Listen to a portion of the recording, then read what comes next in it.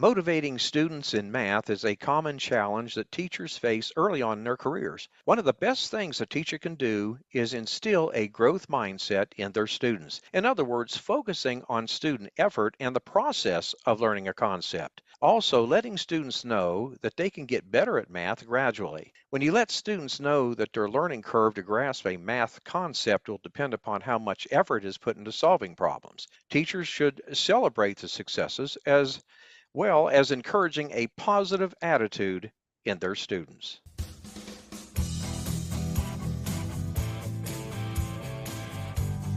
Welcome to episode 122 of the Teacher Rockstar podcast, a place where tips and strategies critical to the new teacher are discussed. Today, we will be talking about creating meaning and motivation in the elementary classroom, 40 plus years of learning with our guest, Kim Sutton. But before we do, here is a quick word from our sponsor.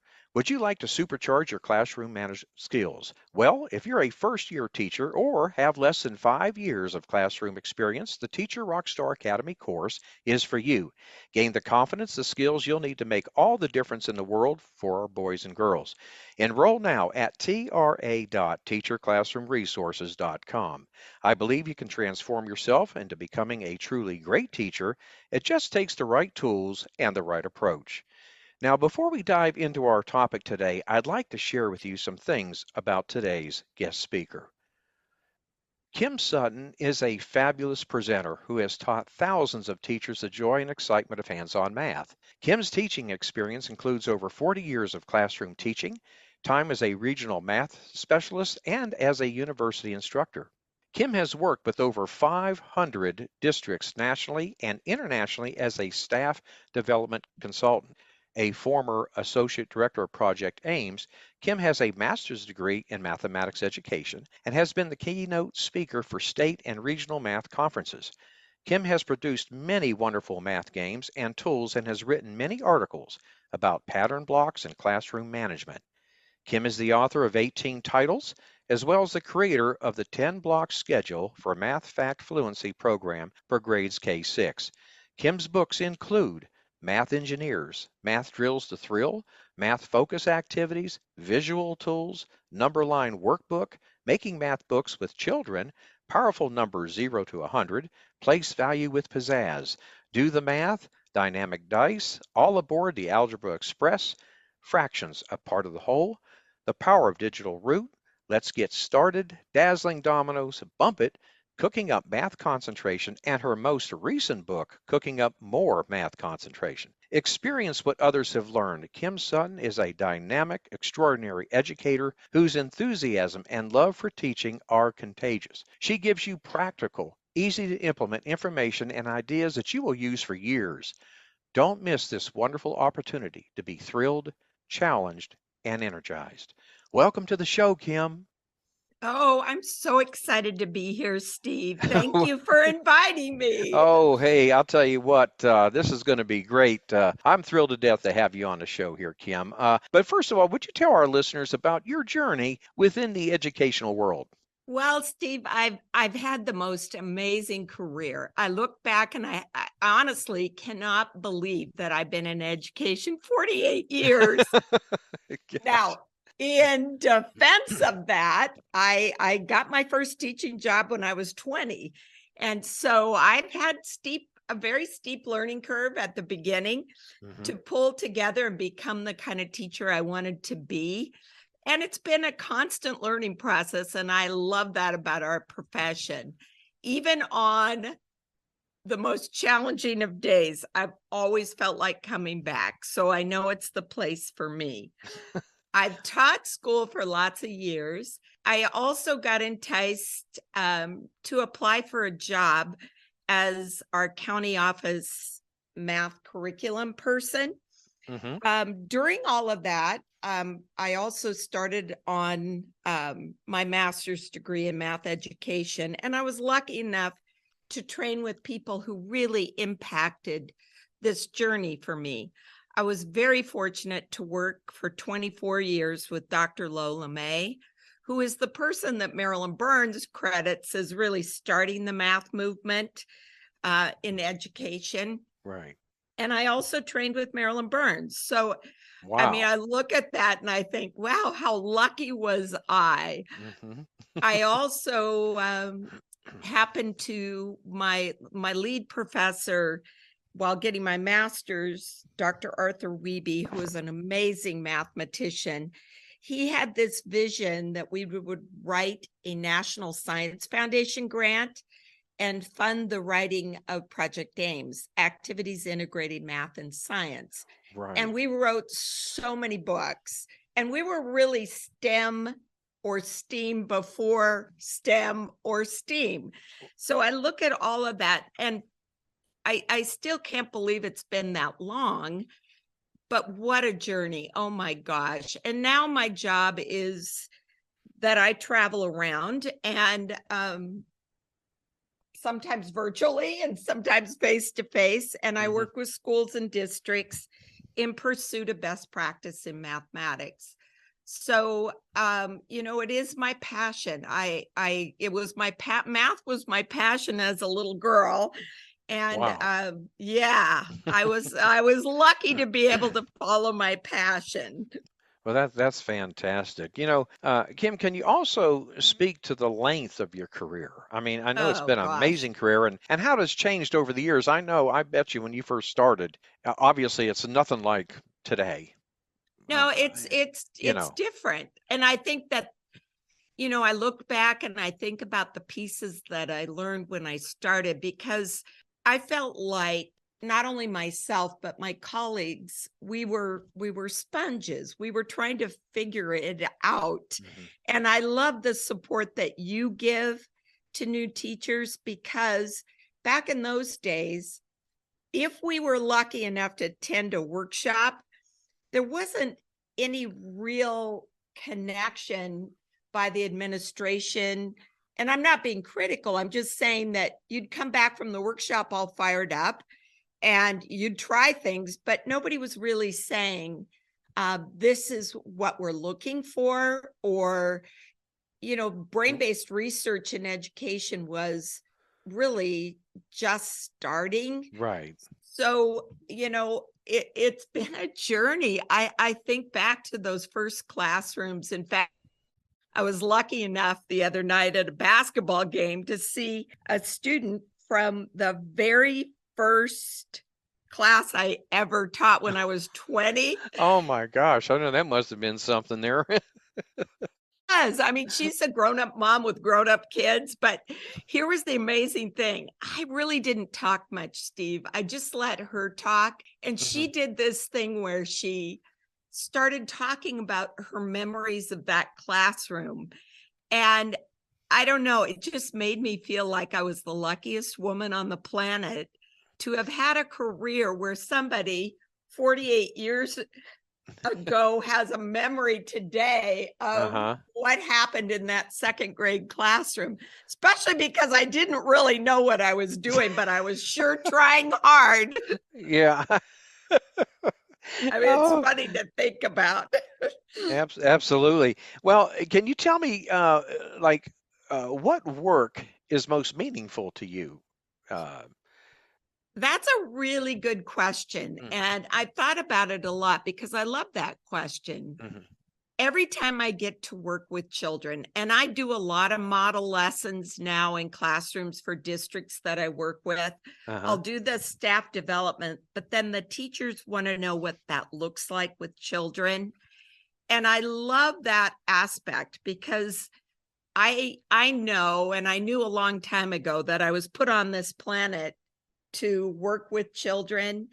And I love being able to question their minds about their thinking in mathematics.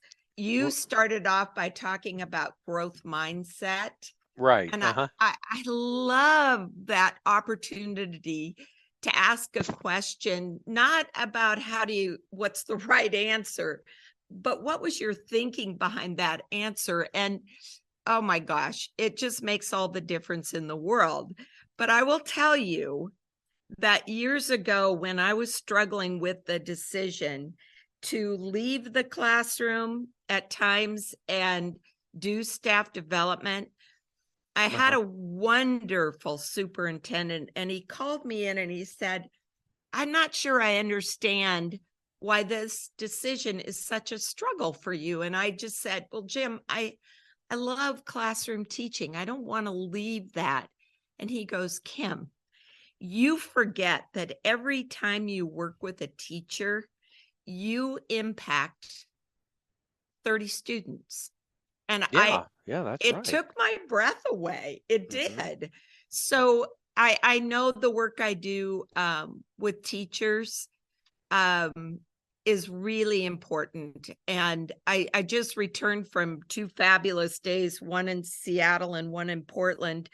And the one in Portland, teachers were there on a Saturday, which speaks to Yeah, really the does. dedication of people who want to pursue that best practice. So again, I love the work. I love the opportunity to be creative and think of ideas to make concepts more real, more understandable, more hands-on. I love the challenge of working with children, love the challenge of working with adults because it's definitely different. Absolutely. I'll tell you, that's really amazing, really is. Can you tell me, Kim, what have you learned about inspiring motivation in your career? And I wonder if that could be a challenge at times, you know? It is a challenge. I think motivation, I consider myself a student of motivational strategies even today. Anytime a book is written about motivation, I'm there. You're right, Anytime, right. yeah, try to soak it up. I've been lucky too, Steve, to follow another passion in my life. I've been a basketball coach. Wow. And well, I love that. Uh-huh. And I draw analogies between um, teaching children and coaching all the time. And Hmm. I think motivation is one of those things that sometimes people think of the job of teaching as we're imparting knowledge to children. But there is so much more to that. And when I'm asked to speak about motivation at conferences, I always recall the fact that there are certain words you can say to human beings that get an instant motivational reaction. And when I was a new teacher, I would say some of these words and I'd look out and I'd go, oh my gosh, what a dramatic change in a child. And when I started to really think about it, and I have to tell you, it was a low point in my career because I thought, I'm up here trying to impart knowledge, Hmm. and they're not really motivated to get it. So when I looked at those words that really inspired that instant feeling, I always picture, I can't say this with enough clarity, but I picture, and don't think I'm drawing an analogy between a child and a dog, Uh-huh. but when your dog is inspired and motivated, they just sit up, they're all eyes on you, and they're attentive. Well, Right. what I discovered is these 4-letter words that inspire that kind of reaction from children. And the words that I use for motivation are 4-letter words. Uh-huh. My first one is the word game. Call something a game, whether it is or not. And that's a motivator. Now, behind that is the reality that games are the practice of mathematics. And we spend millions of dollars buying new textbooks, and I get that. Right, right. But the bottom line is to know anything, you have to be able to have practiced it. And so if you can make something into a game with children, you inspire that practice, that over and over feeling.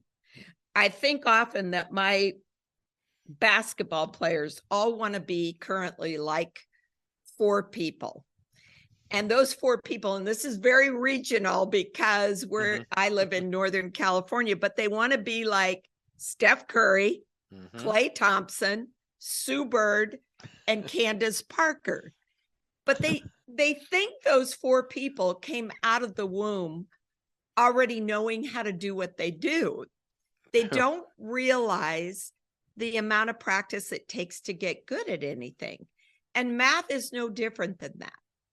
To get math, you have to practice it, and you have to practice it in a lot of situations, not just a worksheet, because that kind of practice isn't putting children into different contexts of mathematics.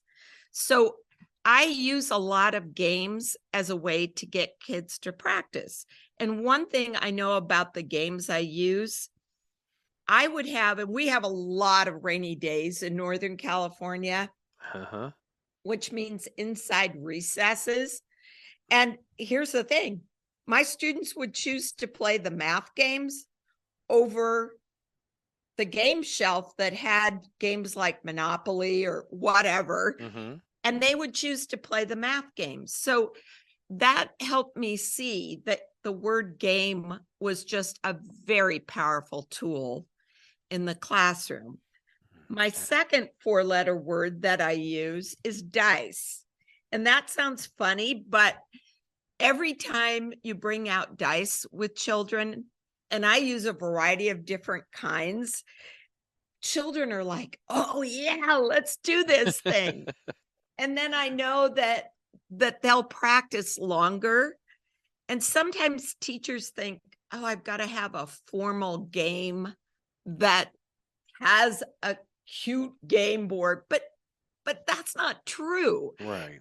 Because last week in a classroom, the teacher wasn't ready for me to do what I needed to do, and she was doing something else, blah, blah, blah. So I just said to the kids, here's some dice. And they were just regular dice. I said, we're going to play a game called Cross Out the Numbers. What's the least sum we could roll? And they said 2. And then what's the greatest sum? And they said 12. And then I asked the question, can you make every sum between 2 and 12? And the conversation about that was just priceless. And then I had the students write the numbers 2 through 12 and roll till they crossed out the numbers. And the funny part was the classroom teacher whose room I was in, she goes, you just made that up right there on the spot. And I said, well, here's the thing. It was a game changer. You know, they were like, what else are we going to do with these dice? So I just think that 4-letter word is a very powerful tool to help children practice. I've also learned the 4-letter word food is a powerful word. It doesn't mean you have to feed them. I name a lot of my math games names of food. Like I have a drill and practice game called Drill Donuts. And the kids just eat that up because it doesn't look like a worksheet. So there's lots of ways that you can motivate them. Another 4-letter word I use is race, because as soon as you say the word race, that implies speed. And for human beings, there's a release of adrenaline in the brain, and you attempt to go faster. So children can improve their skills if you just call something a race. It doesn't mean they're racing against each other. Oftentimes it's just racing to get through a set of numbers.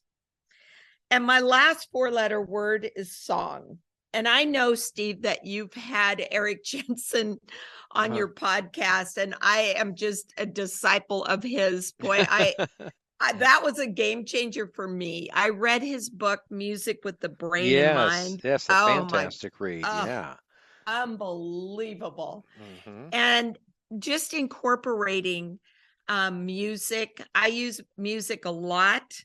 We sing songs about math. I'm lucky to collaborate with an incredible musician, who was a classroom teacher for years, Ron Brown of Intellisunes. Mm-hmm. And people think I help him write the music. I don't. I don't. I make subtle suggestions about content, and then he writes the content. But Eric Jensen's research about the fastest way to long-term retention of information is to sing it. Man, that's a game changer Yes, in it math. is, isn't it? It Yeah. really is. And I also use music for inspiration. So, sometimes I look at what it takes to motivate students, because really we're talking about being motivated to learn intense content. And you have to look within yourself. What do you know about motivation? And how can you improve on that? Because you can't just assume the job of teaching is to impart knowledge, because it really is so much more than that. We have to inspire them to come to school every day. Absolutely. Yeah. Good point. Well, Kim, let me ask you, uh, why is teaching intensive math? And I think this would be good for the new teachers just coming on board now, fresh out of college. Why is teaching intensive math content important?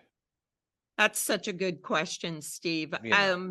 One of the things that is a concern for me is that elementary teachers are asked to be, we receive a generalist education. Mm-hmm. So we have to know about so many things, because we don't teach just one content area. So sometimes we're teaching the way we were taught. And the problem with math content is, and I'm older now, but the bottom line is you often teach the way you were taught. And if you weren't taught the understanding of math, then the mathematics you teach children tends to be surface math. I said to my university elementary ed students, so the ones that are student teaching, I said, how many of you were raised on ours is not to question why, just invert and multiply? And literally all of them raised their hands. Yeah. Yeah. And they are young. So the idea of teaching intensive math content isn't that you're hammering points. It's that you are developing a deep understanding of the foundation of that content. Now, I'm not talking about teaching elementary kids calculus. I'm talking about them being able to connect to things like their basic facts, to proportional reasoning, and how that affects fractions and decimals, and how there's algebraic thinking in the geometry that we teach to elementary students. Uh-huh. So that elementary content has such importance to the really where a child's headed. And I feel comfortable saying that to audiences because I did teach middle school math. And it was heartbreaking at times to watch children struggle because they didn't have those foundations. And that passing out a worksheet isn't going to accomplish that. Children have to get in and do the nitty-gritty of mathematics. They have to have those materials in their hands, and they have to ponder things like what I described. What's the least sum? What's the greatest? All of those thinking. Why do we even regroup in an algorithm for subtraction? I mean, there's such depth. I get passionate about this, Steve. I could talk about it forever. I know. I've seen your passion too in them conferences. I'll tell you, just blew me away. It really has. But now this kind of leads me because you just touched on this one, and I need to make sure that my first year teachers and teachers with that relatively new to the classroom get this. Now, in a culture of downloading worksheets, and you just alluded to the worksheet thing, what can we do to support teaching with actual hands-on materials? And I'm a firm believer in Ames too, because and when I Yeah. got my Ames kit, I'll tell you what, that was out in full force. Oh my I, gosh. I love that Ames activities. Oh yeah. Yeah. Those were game Oh, changers. absolutely. I think that was STEM or STEAM before they even came into being, you know? Absolutely. Absolutely. And I think those materials, one of the things that it did for those of us that used it, and I'm sure you felt this power, it increased your questioning strategies with hmm children. Yeah. Yeah. You could take an I wonder statement and turn that statement into this exploration of math and science that got kids on the edge of their seats. And I I mean, it always was, found them to be engaging too. I yeah, mean, yeah, other than just sitting there yeah. independently doing a worksheet. Well, when I was describing the young woman, I mean, she's now middle aged, but who I saw at the basketball game the other night, she was recalling, because I didn't just have her as a second grader, I had her as a second grader, a fourth grader, and a sixth grader, Oh, okay. because of my master's degree in math, my district kept moving me up in grade levels. And the interesting thing it was, when we were sitting at that game, she was talking about, she goes, "Do you remember when we did the spinning ghosts?" And that Mm. was an Ames activity. And then she remembered doing the percent of a banana that's edible. Yeah. And she did that with me as a fourth grader. So the power of those hands-on activities, you can't say enough about it. And it's why when I do my workshops now, Steve, hmm honestly, I want teachers engaged in that hands-on experience, because if they didn't experience it as a learner, they tend to gravitate to, oh, math is that time where you run off a worksheet and you pass it out to students, and that's what they do. Yeah. Yeah. And it's not saying a worksheet's bad. There's a time and Yeah. place Exactly. I for was that. just going to say that there is a time and place. Yeah. Oh, You absolutely. know. And if you think about it, I was thinking about, I just did this huge, I mean, 2 nights of a family math night in Southern California. And we had over 500 families each night that Wow. attended this, and they rotated through in the gym, they rotated through all these workstations. And there was paper, but they were playing games. They were rolling dice. They were using playing cards. They were using dominoes. We made place value pockets, and they built numbers following clues. I mean, all of that contributes to a mindset about math, that math isn't just a worksheet. But there was paper and pencils. So in essence, they were doing worksheets, but it had a whole different feel to it. Absolutely. And I just had something come into my mind that when I was in school, it seemed like we did math, and I always used to think, well, how is this going to help me Yeah, outside these four walls? And I remember being a young kid thinking this, 10, 11 yeah, years old. Okay, this is all great for the classroom, but how am I going to use what I'm doing now outside? So, and that's why I like the hands-on stuff, because it made yeah, it real world. sure. Yeah, absolutely. And that is, yeah, that's something Well, else here. I remember a student I had, and he was one of those rough and tumble students. I almost said rough and tumble males, but it isn't a gender thing Yeah, at all. yeah. And honestly, he never finished anything. It just wasn't in his DNA. And I remember making tetrahedron kites. Oh, yes, yeah, Remember those? yes. I And did them. Yeah. Oh my gosh, he came alive. And the thing that blew my whole mind on this was, here's this child that's been reluctant. Like, if he had an assignment of doing a book report, never got done.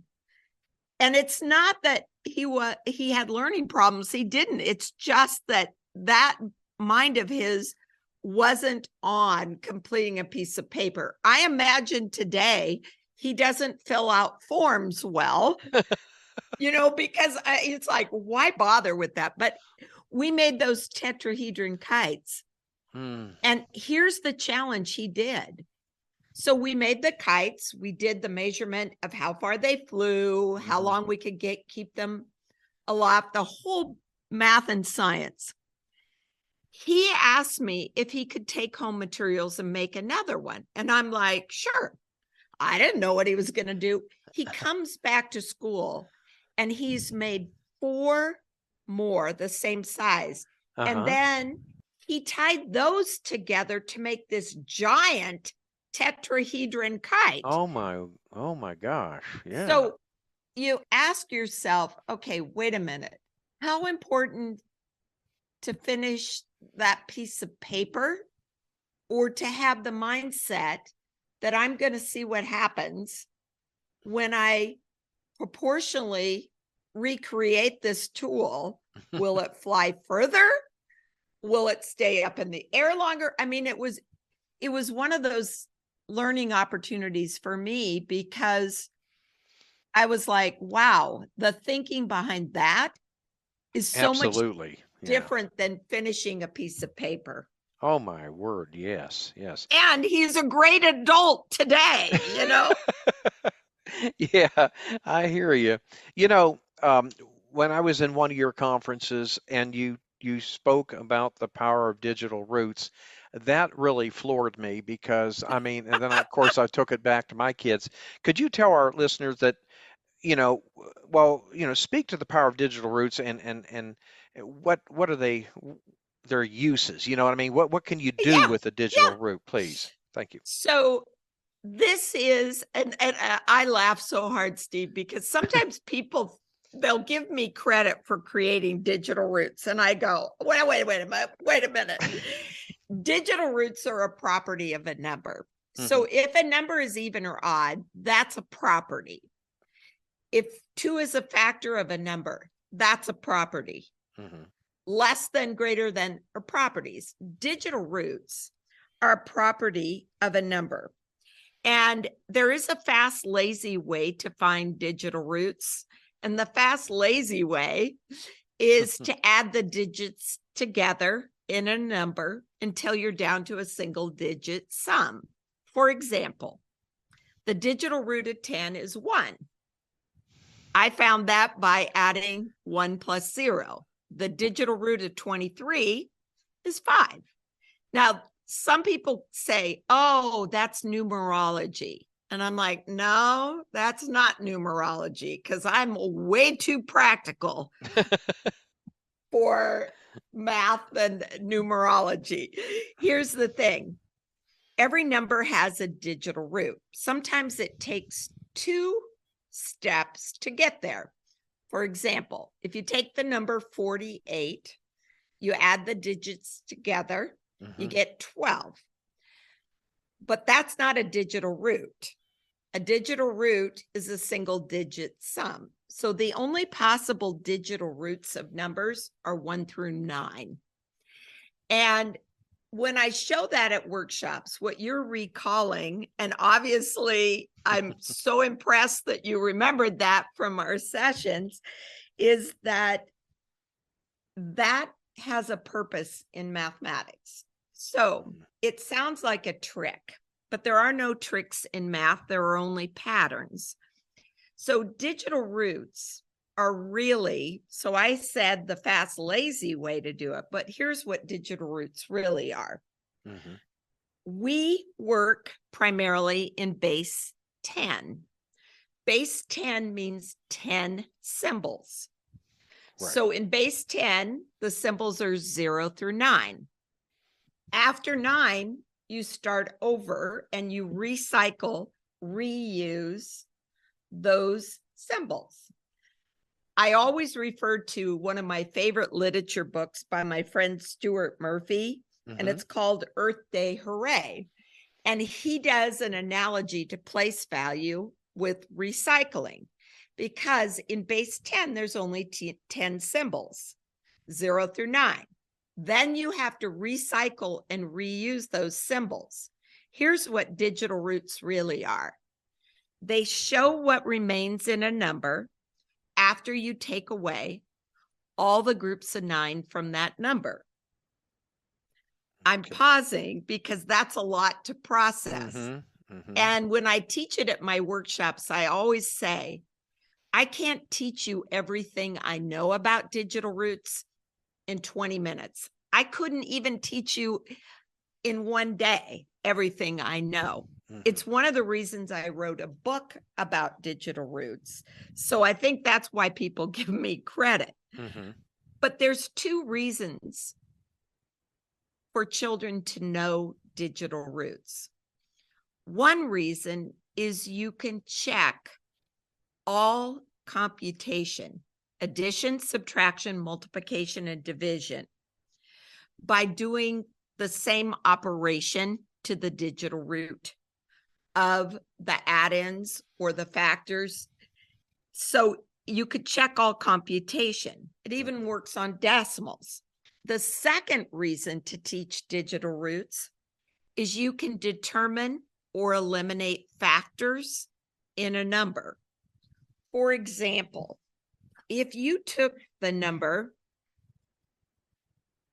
I'm just going to throw out a number here, 4,119. Okay.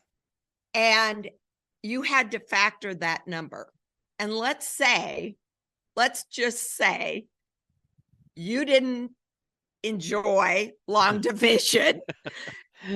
One way you can determine or eliminate factors is to find the digital root. So when I add the digits in 4,119, 4 plus 1 is 6, plus 9, 15, 1 plus 5 is 6.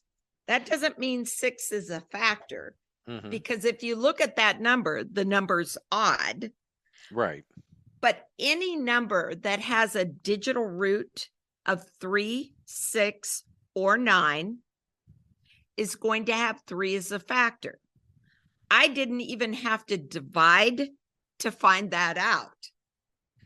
I can find the digital root. So when I talk about a mission, let me put this, and I always say to myself in my head, so I'm going to say it out loud to you. I always say, here's your moment, Kim.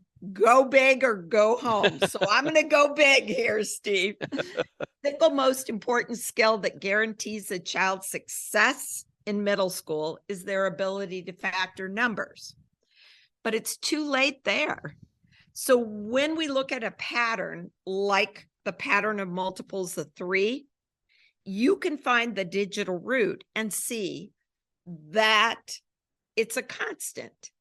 Every multiple of 3 is going to have a digital root of 3, 6, or 9. That then applies to any number, because math is different than reading language arts. In reading language arts, we learn all the exceptions. For example, what sound does the letter T make? What sound does the H make? What sound does the E make? Okay, you learn those sounds those letters make, and then you go to sound out a word like THE. Oh, I'm sorry. Those sounds don't work. No, they don't. Or I before E, except after C. Those are all exceptions. Math isn't like that. Once you know what's constant, and Matt, I'd love to come back, Steve, and talk about my 6 guiding principles for teaching math, because that is so huge. Children have to hear from a teacher. Math is different than reading language arts, because once you know what's constant, it's never going to let you down. So digital roots are constant. They're used for 2 purposes: to check all computation and to determine or eliminate factors. And if I'm working with university math majors and we work in different number bases, we find the digital roots of numbers in other bases.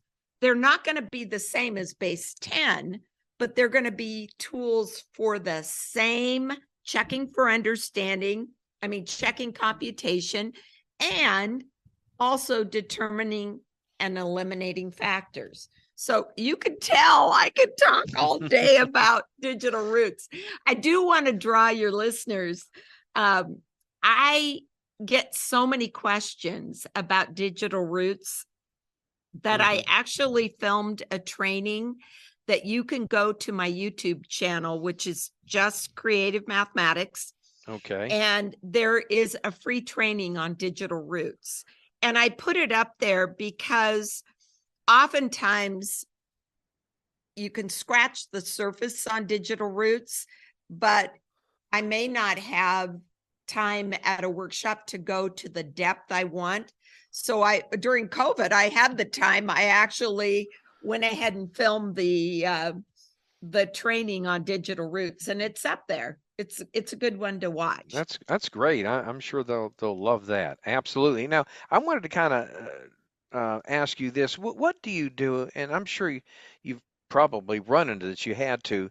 You have a child telling you, well, math is just so hard for me to learn, and I don't know if I can do this. Have you ever had somebody? Oh yeah, a Yeah. lot. And In what do you fact, tell a kid like that? so this will make you laugh, but it's true. Every time I sit on an airplane and I happen to be working on a math problem, the person next to me can only take it for so long, and then they'll go, "What are you doing?" And then I'll explain, "Well, I'm a mathematician and I'm working on a math problem." And invariably I hear, for the rest of the flight, I hear about all their angst growing up with math. Right, right. And here's the thing. I don't want a population of people who all go on to calculus. That isn't the reason math is important. Mathematics teaches so much more than just right answers. One of the real gifts you get, it teaches you the power to persevere. It teaches you how to stick with a problem until that problem's solved. So when someone shares their anxiety, or I could name a student right now who I'm working with who said that very same thing that you said to me. And it just broke my heart, because here's the thing. It's how it's presented that really makes a difference.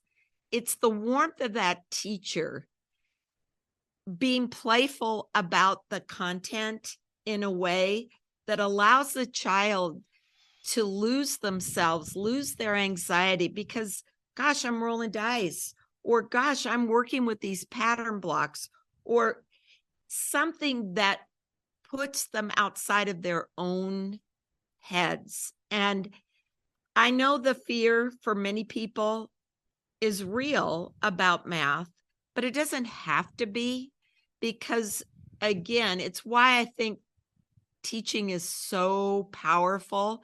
And I think of teaching as an art form. We have to try to better our skills so that when we see that struggle from a student, that we can figure out a way around that struggle so that child can achieve. And it isn't that they'll go on and be a higher level mathematician, but that they can feel that success from that struggle. Because here's the thing. Best advice I ever got when I was a parent is find the thing that's hardest for your child to do and have them do it. Because life is tough. Yeah, You it have to is. learn how to overcome those difficulties. And it's not that I want a child to sit there and be battered with long division problems. That's not it. But just so you can say, this is hard for me, but I'm going to keep trying. And the teacher knows ways to try it a different way so the child perhaps can see that success. Absolutely. Kim, let me ask you, and there's probably a lot of these, but can you can tell us what your biggest takeaway that you want teachers to know today? Well, this Okay. might surprise you a little bit. My big takeaway, and I promote this at my workshops, is that teachers understand there's always more math for them to know. That Okay. that you spend your career attempting to be better because you understand the content better, that you're not like done as a learner, that you could take something that you might be unfamiliar with, like digital roots, and stand up with children and say, you know what? I'm on the same journey you are. We're going to learn more about this because I wasn't given this gift when I went to school, but I'm going to give you the gift. So I think, Steve, that I can present a million different things at workshops, Yeah. but I want the mindset from my teachers to be, oh, there's more to know. That's why I always end a workshop and say, how many of you have learned at least one new thing today? Because Absolutely. that's the mission we're on as a profession. The other day, I had the biggest light bulb go on in my head about something that always was a struggle for me mathematically, and it's an algebraic concept. And I went, oh my gosh, light bulb on. I finally get this. But you know what? There's nothing wrong with saying that. That's right. So always be a student of learning, period. Yep, No matter how many yep, years, whether you're in the yep, classroom 20, yep, 30, 40 years or yep, more. Yeah. yep, That's absolutely. right. That's right. Absolutely. Now, Kim, tell me, where can folks go to learn more about you? Your website, Yeah. of course, Amazon.com for all the many titles that Well, you. you don't even have to go to Amazon. So my website Uh-huh. is creativemathematics.com. Okay. And on my website, one of the things I'm proudest of about my website is that I consider it a work in progress. Right. So we are always trying to make our website friendlier to teachers and accessible and share ideas. So I have a huge freebie section on my website. I have a YouTube channel called Creative Mathematics. On my website, I describe the workshops that I do in my travels within the United States and outside of the United States. And I just try to make that a place where people will gravitate towards. My books are on my website. The games I make up, the Mm-hmm. tools like my color-coded number line and my place value pockets, all those things that are my signature tools, my pattern sticks, those are all available on my website. So, somebody asked me Saturday and I thought, oh man, this is a good question. They said, why do you write a book? Like your titles are so eclectic. And my answer to that is I write a book when I see holes in the commercial textbooks on a Mm-hmm. topic. And I want it to be presented in a way that's motivational and hands-on. So my website's a great place to start, Steve. And hopefully people will realize too, anytime you have a math question, Uh-huh. I answer every email I receive. Oh, that's And fantastic there. yeah, you can email me. And if you don't hear back from me, it probably went to spam, but my husband checks my spam for me to make sure I don't miss anything. So yeah, my website is just creativemathematics.com. Oh, And that's a tool for you. okay, that is great. I'm sure you'll have teachers flocking there. That is I hope fantastic. so. Kim, I really want to thank you, really, I mean this, for sharing your expertise with us today. My pleasure. Oh my gosh, Steve, my pleasure. Well, thank you. And I look forward to having you back on the show again. And I'd love for you to address six guiding principles of teaching mathematics. I would That would love be to. that would be great. Well, I want you to have a great day. And Kim, we'll talk soon. Thank you, Steve. Oh, you're very, very welcome. Well, we have come to the end of today's episode. I want to thank you for listening to the Teacher Rockstar podcast. I'm your host, Steve Hiles, and we hope you've got some golden nuggets regarding creating meaning and motivation in the elementary math classroom. When you get a moment, visit my blog and subscribe to my newsletter for the latest educational research, best practices, and unadvertised free bonuses. Go to blog.teacherclassroomresources.com. And don't forget to subscribe to us at the Teacher Rockstar podcast. And if you'd like to support us, please feel free to share your podcast with others. And post about it on social media, leave a rating and review. That would be greatly appreciated as always. Thanks again, and we'll see you same time, same place next week. And remember, my friend, you got this.